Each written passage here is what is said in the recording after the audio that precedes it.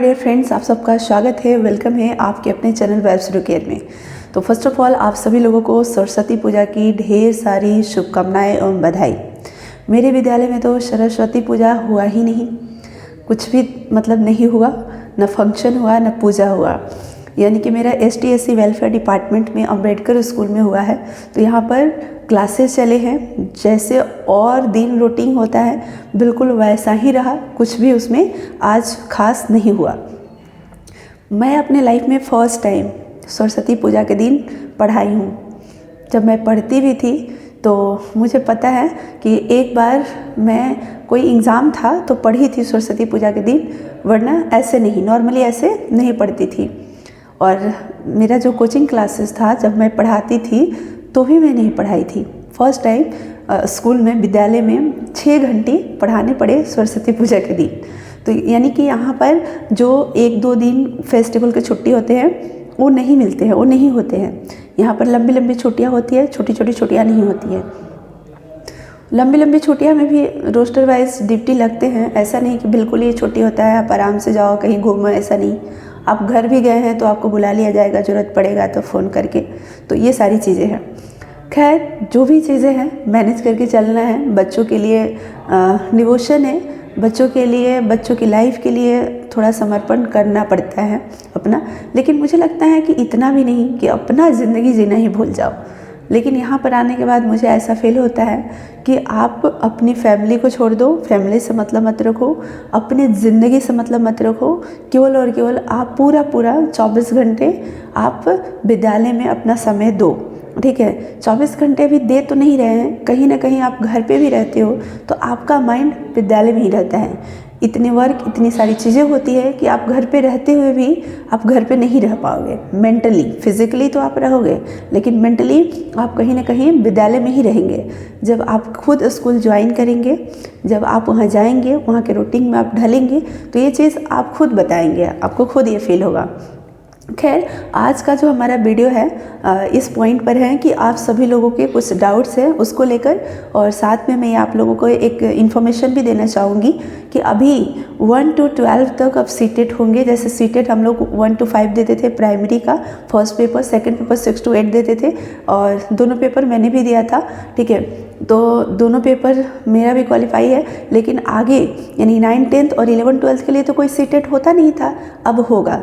यानी अब सभी को देना है, क्योंकि अभी तक किसी के पास 9, 10 और 11, 12 के लिए स्टेट था, सीटेट नहीं, क्योंकि सीटेट अब लागू हो रहा है तो सभी को देना होगा। तो ये एक न्यूज़ है, एक इन्फॉर्मेशन है आप लोगों के लिए जो कि बहुत ज़रूरी है। ठीक है, तो मुझे लगता है कि जो अलग अलग स्टेट में जो स्टेट होता है, ठीक है, तो उससे बेहतर है कि सीटेट होगा। अगर सेंट्रल लेवल का हम एग्ज़ाम क्वालिफाई कर लेते हैं तो किसी भी स्टेट में 9, 10 की वैकेंसी TGT की हो, PGT की हो तो हम भर सके, ये हर स्टेट में अलाउ भी करनी चाहिए। जैसे बहुत सारे स्टेट ने सीटेट को अलाउ किया, आपने यहाँ जैसे बिहार में ही सीटेट को अलाउ किया गया, तो 6 to 8 में आज किसी भी स्टेट के लोग फॉर्म फिलअप कर पाते हैं।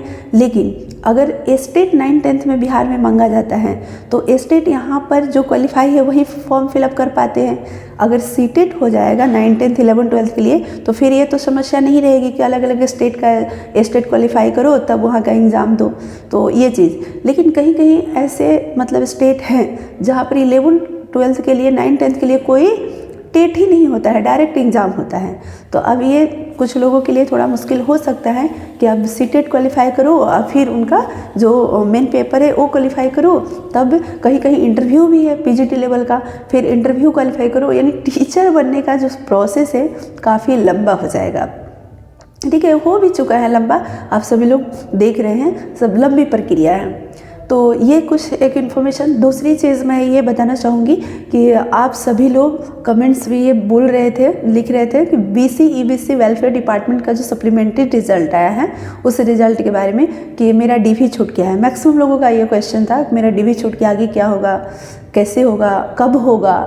तो मैं बताना चाहूँगी कि आप सभी लोगों को परेशान होने की ज़रूरत नहीं है। DV छूट भी गया है तो परेशान होने की ज़रूरत नहीं है। ठीक है, अभी भी आप जाओ विभाग में, आप बात करो, आपका काउंसलिंग हो जाएगा। मैं एक एग्जांपल बताना चाहूँगी। ST/SC वेलफेयर डिपार्टमेंट में मेरे विद्यालय में एक मैम है जो पुणे में रहती है, मधुबनी डिस्ट्रिक्ट की है। उनका DV छूट गया था, यानी उन्होंने DV नहीं कराया था और उन्होंने ट्रेनिंग भी नहीं किया।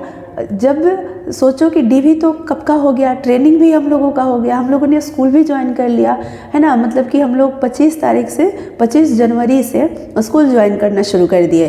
तो 25 से लेकर लगभग सब लोग 1 तारीख तक विद्यालय ज्वाइन कर लिए। ठीक है, तो सबकी ज्वाइनिंग हो गई। उसके बाद भी इतने दिन सबने अपना ड्यूटी भी कर लिया। इतने टाइम के बाद उस मैम ने काउंसलिंग के लिए विभाग में गया तो उनका काउंसलिंग हुआ, उनका DV हुआ। अब वो ज्वाइन करने के लिए अपना सब कुछ उनको मिल चुका है, ज्वाइनिंग लेटर भी मिल चुका है। अब वो योगदान देंगे डिस्ट्रिक्ट में और स्कूल ज्वाइन करेंगी। तो इसलिए मैं आपको ये चीज़ बताई, एग्जाम्पल इसलिए बताई, ये एक कोई फेक एग्जाम्पल नहीं है, रियल है, जो हमारे विद्यालय का है, इसलिए मैं आपके साथ शेयर की। ठीक है, और इसलिए मैं बताई कि आप सभी लोगों का अगर DV छूट गया है तो परेशान होने की ज़रूरत नहीं है। आप जाइए, आप अभी जाइए विभाग में, 2 दिन बाद भी जाते हैं तो कोई दिक्कत नहीं, लेकिन आप पहले चले जाएंगे तो ज़्यादा बेटर होगा। क्योंकि जब तक आपका DV होगा नहीं, आप टेंशन में रहेंगे, आप सोचते रहेंगे क्या होगा नहीं होगा, परेशान रहेंगे। तो 10 दिन परेशान होने के बाद आप जाइएगा, उससे बेहतर है कि आप पहले चले जाइए। ठीक है, ताकि आपका DV हो जाएगा, आप मेंटली फ्री हो जाएंगे, आप परेशान नहीं रहेंगे। तो आप चले जाइए विभाग में, DV हो रहा हो या नहीं हो रहा हो, आप जाइए, बोलिए कि हमें जानकारी नहीं मिला, या जिस भी वजह से, जो भी आपका रीज़न रहा हो, कारण रहा हो, आप बताइए कि इस वजह से हम DV में नहीं शामिल हो पाए। ठीक है, तो आपकी काउंसलिंग करा ली जाएगी। ठीक है, इस विभाग में इतना सपोर्ट मिलता है। विभाग पर्सनली मैंने आपको बता ही दिया है क्या नहीं, पिछले वीडियो में सब कुछ बता दिया है, तो उसी चीज़ों को रिपीट करने की ज़रूरत नहीं है।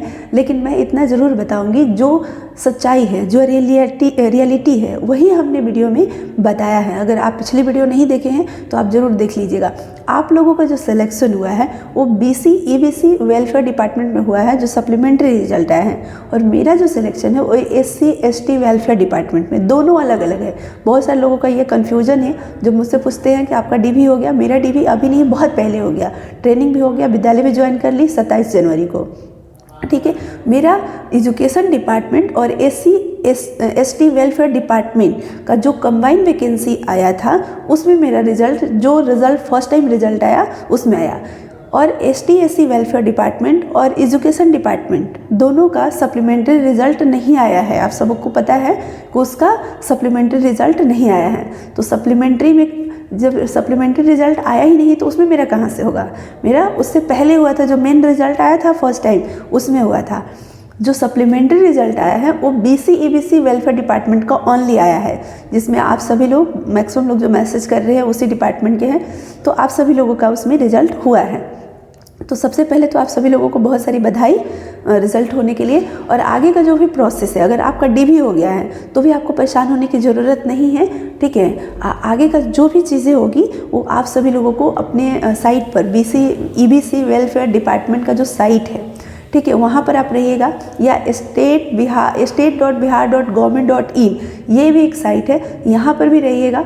ठीक है, तो जैसे हमने कम्युनिटी पोस्ट किया है, तो पोस्ट को अगर आप पढ़े होंगे तो उसमें साइट भी दिया हुआ है, उसी साइट पर आपको इन्फॉर्मेशन मिलेगी। उसके आगे का जो भी प्रोसेस होगा वो आप करेंगे उसके अकॉर्डिंग, तो आपको परेशान होने की ज़रूरत नहीं है। यहाँ पर अगर आपका सिलेक्शन हुआ है तो आपका ज्वाइनिंग होगा। ठीक है, तो आप जाइए विभाग में, पता कीजिए। अगर कुछ पता नहीं चलता है तो विभाग में, क्योंकि वो विभाग अलग है और हम लोगों का विभाग अलग है, दोनों का अलग अलग है। और ये जो चीज़ें होती है ना, वो विभाग पर डिपेंड करता है। जैसे एजुकेशन डिपार्टमेंट का ट्रेनिंग बाद में हुआ, कुछ लोगों का बाद में ज्वाइनिंग मिला, कुछ लोगों का पहले डिस्ट्रिक्ट पता चल गया था सबको। हम लोगों का कुछ अलग प्रोसेस था, हम लोगों का ज्वाइनिंग लेटर मिला तब डिस्ट्रिक्ट पता चला। हम लोगों का ट्रेनिंग अलग तरीके से हुआ, अलग टाइम पर हुआ। हम लोगों का 15 दिन का इंडक्शन ट्रेनिंग हुआ और उसके बाद डायरेक्ट स्कूल ज्वाइन कर लिए। शिक्षा विभाग में ट्रेनिंग के बाद फिर से स्कूल में, दूसरे स्कूल में पढ़ाने को मिलता है, क्योंकि वहाँ पर बहुत सारे स्टूडेंट होते हैं, तो मैनेज करने के लिए एक साथ डाइट में जगह नहीं रहेगा तो क्या करेंगे, आधे लोगों का ट्रेनिंग डाइट में चलते हैं और आधे लोगों को स्कूल में भेज दिया जाता है। ठीक है, जब इनका ट्रेनिंग हो जाता है तो इनको स्कूल में भेजा जाता है, फिर जो स्कूल में रहते हैं उनको डाइट में बुलाया जाता है और उसके बाद फाइनली इन लोगों को ज्वाइनिंग लेटर दिया जाता है। तो ये वहाँ पर चलता है। लेकिन इस विभाग में 15 दिन का ऑनलाइन ट्रेनिंग होता है, उसके बाद स्कूल ज्वाइन कर लिया जाता है। तो विभाग पे भी डिपेंड करता है कुछ चीज़ें। ठीक है, तो इसलिए एग्जैक्ट जो चीज़ें हो विभाग के ही थ्रू पता चलेगा। ठीक है, हम अगर ST/SC वेलफेयर डिपार्टमेंट के बारे में पूछते हैं तो जो भी प्रोसेस हम लोगों के साथ हुआ वो मैं एग्जैक्ट आपको शेयर कर सकती हूँ, बता सकती हूँ। लेकिन आपका जो विभाग है वो BC EBC वेलफेयर है, जबकि SC/ST वेलफेयर और BC EBC वेलफेयर में कोई ज़्यादा खास अंतर नहीं है। दोनों आवासीय विद्यालय हैं, दोनों में सेम चीज़ें हैं। हाँ, वहाँ पर OBC EBC के बच्चे पढ़ते हैं, यहाँ ST/SC के बच्चे पढ़ते हैं और दोनों विभाग का मैनेजमेंट अलग अलग है। तो कुछ चीज़ें वेरी कर सकती हैं, वो अलग चीज़ है। जैसे उसका सप्लीमेंट्री रिजल्ट आया और इसका नहीं आया, तो ये चीज़ें हो सकती है। हाँ, मैं ये बोलूँगी कि आप सभी लोग अपडेट रहिए साइट पर और वहाँ से जो भी इन्फॉर्मेशन मिलता है उसके बाद आगे का जो प्रोसेस है वो आप लोगों को इन्फॉर्म जरूर किया जाएगा कि क्या करना है, उसके अकॉर्डिंग आपको करना है। परेशान होने की ज़रूरत नहीं है, आपका रिजल्ट आया, आपका ज्वाइनिंग होगा, ये श्योर है। ठीक है, तो इस वीडियो में इतना ही रखते हैं फ्रेंड्स, फिर मिलते हैं नेक्स्ट वीडियो में कुछ नई जानकारी के साथ, कुछ नई बातें के साथ। एक कमेंट्स आया था कि आप अपना लेसन प्लान बना के बताइए, जो विद्यालय लोग ज्वाइन कर चुके हैं तो लेसन प्लान बनाने को मिला है। तो मैं नेक्स्ट वीडियो में लेसन प्लान के बारे में ज़रूर बताऊँगी कि लेसन प्लान कैसे बनाना है। ठीक है, और मैंने कैसे अपना बनाया है। तो आप इस वीडियो को ज़रूर शेयर कर दीजिएगा अपने मैक्सिमम कम्युनिटी के बीच में, ताकि हो सकता है कुछ लोगों को इस वीडियो से मदद मिल जाए, हेल्प मिल जाए और आगे भी इस चैनल के माध्यम से उनको हेल्प मिल सकता है। ठीक है, तो वीडियो पसंद आई होगी तो लाइक शेयर जरूर कर दीजिएगा। Thank you so much friends, इस वीडियो में इतना ही, फिर मिलते हैं नेक्स्ट वीडियो में। आप सभी लोग अपना ध्यान रखिएगा।